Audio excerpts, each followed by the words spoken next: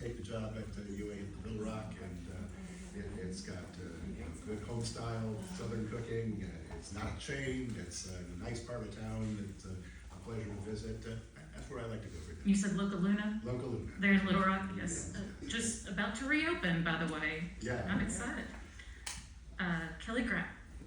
Well, one of the great joys of this campaign is experiencing restaurants all over this state. It's been awesome, but my favorite is Gadwall's Grill in Sherwood, because I grew up in Sherwood and it is community to me. It's local. I walk in, people know me, and when I go to places all across the state, it kind of feels that way in some other places too, but Gadwall's is my home place. I know one lady in particular who will be happy to hear that answer. Kim Hammer.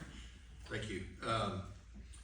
Riverside Grocery, Highway 5, outside of Denton, going to Hot Springs Village. If you want a breakfast that will just absolutely kill your heart and arteries, that's the place to go. They've got fried potatoes for breakfast. You can get the real fried potatoes, not the ones out of the freezer. Very affordable. They got a great catfish menu, and it's just one of those where you go in and it's the community that sits around you, and it's just that community feel. And if you run out of gas, you can get gas too.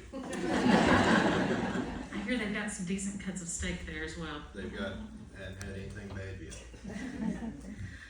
Since we do have a little bit of time, without objection, I would open the floor if anyone has any appropriate questions that they would like to ask the candidates. I knew she was gonna have one. My question is to all three of you, and it relates to our current election software. So would you open it up? Well, I've learned that throughout the years that our Secretary of State didn't want to spend money to upgrade our systems, for the interface and for us to have the latest and greatest as it relates to software. And so I'm just wondering, what are your thoughts on being able to get that money from the legislature so that we can upgrade the system and make sure that we do have a better interface, a better system in it? Kelly Grapp. I do think that you need an advocate to go fight for those funds.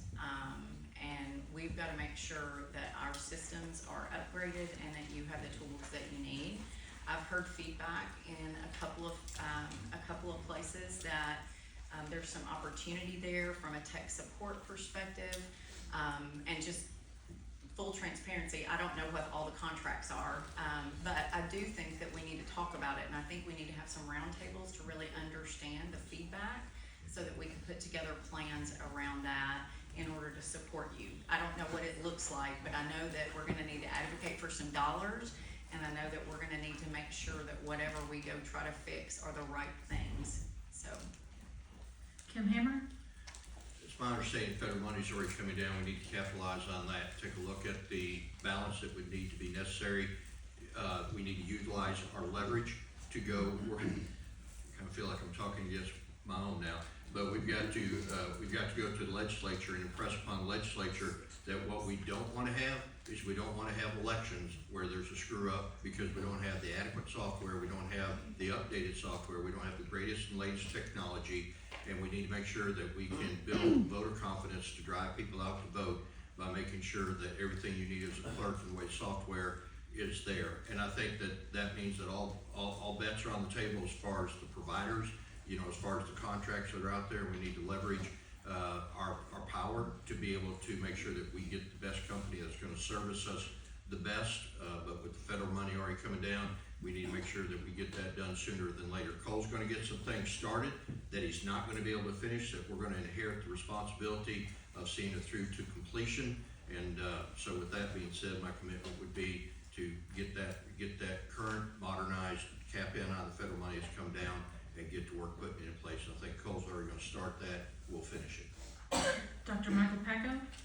Well, I'm a libertarian, so I'm very loath to call for government spending increases. But I think if there's any function of government, if government exists at all, the integrity of elections and the assurances that the voters have and the legitimacy of our electoral process is of utmost importance. And I've talked about improving the technology all across the board. At that point where the technology interacts with the voters, where we have that interface, that's the most important place to have people trust the system.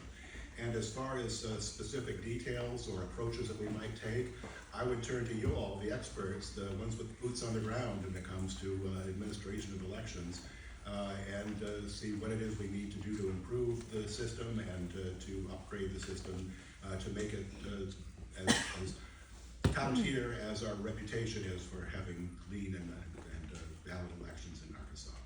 Thank you for your answers. I just wanted to add that the system has not been updated in 20 years. That's a good reason to look at it. Yes. Might be the time. We've got some time for another question or two if anyone has one. Now's your chance. Oh, yeah. Another question. I would like to know your thoughts on online voter registration. Kim Hammer. I think whatever the legislature passes down will be the enforcer of that